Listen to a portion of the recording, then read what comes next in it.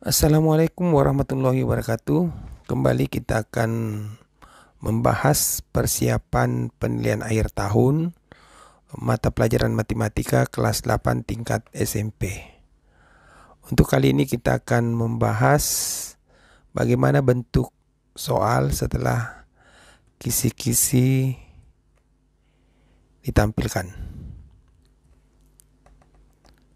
Ya, untuk soal materi statistika, dengan indikator peserta didik dapat menentukan nilai rata-rata, median, dan modus untuk data tunggal. Jadi soalnya seperti ini, perhatikan data berikut: 4, 6, 5, 6, 7, 8, 6, 6, 8, dan 9. Tentukan nilai rata-rata, kemudian median, kemudian ada modus. Ya, untuk menyelesaikan soal ini, yang pertama rata-rata.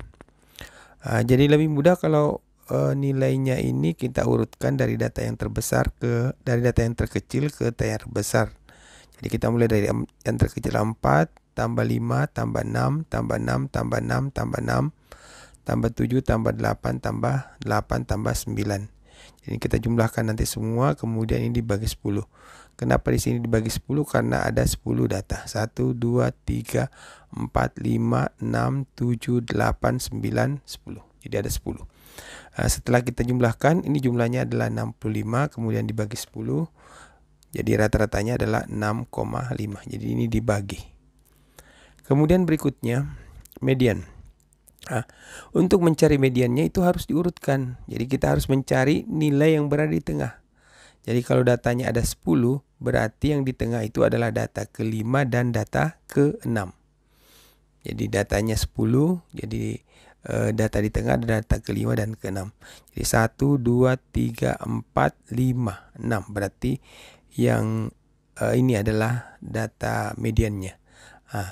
Karena ada 2 data yang di tengah, maka mediannya itu ditambah atau dicari rata-ratanya. Berarti 6 tambah 6 dibagi 2 sama dengan 12 dibagi 2, hasilnya adalah 6. Kemudian yang bagian C adalah modus. Jadi modus itu adalah nilai yang sering muncul. Dari sekumpulan data ini yang paling sering muncul adalah angka 6. Jadi modusnya ada 6. Ya, itu soal statistik yang pertama. Soal statistik yang kedua adalah bagaimana peserta didik dapat menentukan nilai rata-rata 2 data yang dimasukkan dalam satu kelompok jika diketahui rata-rata dan banyaknya anggota kelompok tersebut. Contohnya seperti ini.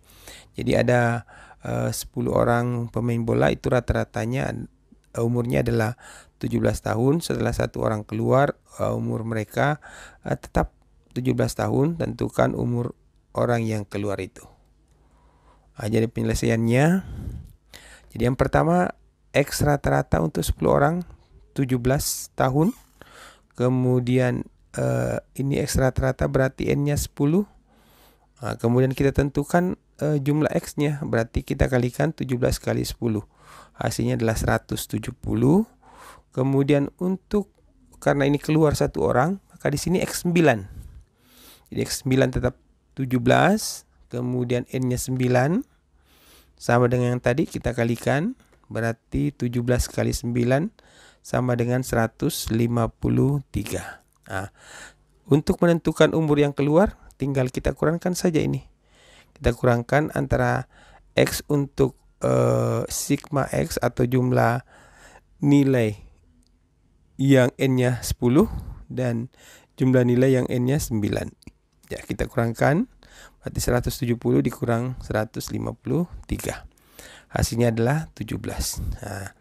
Jadi umur orang yang keluar itu adalah 17 tahun. Ya. Soal berikutnya. Masih materi statistika. Peserta dapat menyelesaikan masalah yang berkaitan dengan modus. Jadi di sini ada soal terkait dengan modus. Setelah dilakukan pendataan nomor sepatu siswa dalam sebuah kelas, diperoleh data nomor sepatu 29 itu ada 10 orang, nomor sepatu 30 sebanyak 10 orang, kemudian nomor sepatu 31 sebanyak 12 orang. Sekarang yang mana di sini modusnya? Jadi modusnya kita di sini berbicara tentang nomor sepatu. Jadi yang menjadi modusnya adalah nomor sepatu. Yang mana nomor sepatu paling banyak?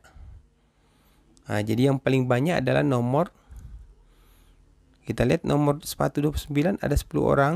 Kemudian nomor sepatu 30 ada 10 orang.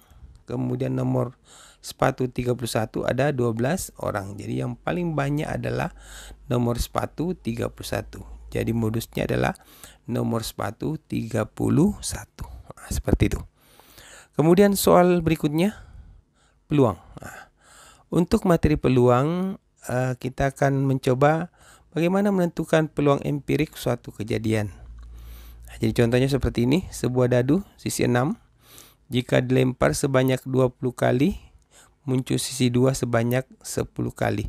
Tentukan peluang empirik kejadian munculnya sisi angka. Sisi angka 2 maksudnya di sini ya, sisi angka 2. Sekarang penyelesaiannya adalah banyak kali muncul sisi 2 berapa? 10 kali. Sedangkan total percobaannya adalah 20 kali.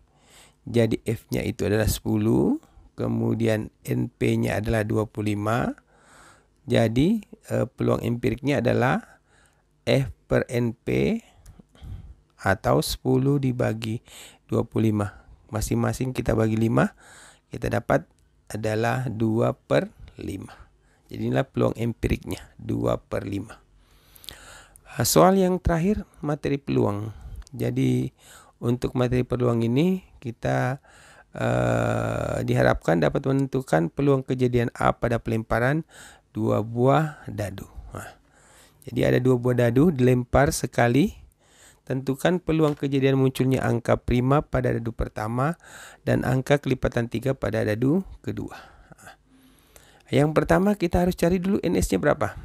Karena ada 2 berarti NS-nya adalah 6.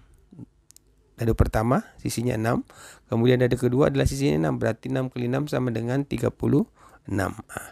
Sekarang yang ditanyakan adalah kejadian munculnya angka prima dadu pertama dan kelipatan 3 dadu kedua. Jadi untuk dadu pertama itu yang prima itu adalah 2, 3, 5. Tadi kan sisi dadu itu ada 6, 1, 2, 3, 4, 5, 6. Jadi yang prima adalah 2, 3, 4, 5. Jadi banyaknya dadu pertama untuk prima ini ada 3. Dadu kedua itu kelipatan 3. Jadi kelipatan 3 yang ada di ruang sampel dadu, pelemparan dadu itu adalah 3 dan 6. Berarti banyaknya dadu kedua adalah 2. Sekarang berarti NA-nya itu adalah 3 kali 2. Berarti ada 6. Jadi ada 6 kejadian munculnya angka prima. Sekarang bagaimana peluangnya? Peluang A sama dengan NA dibagi NS. Jadi NA-nya adalah 6, kemudian NS-nya adalah 36. Disederhanakan menjadi masing-masing bagi 6 dapat 1/6.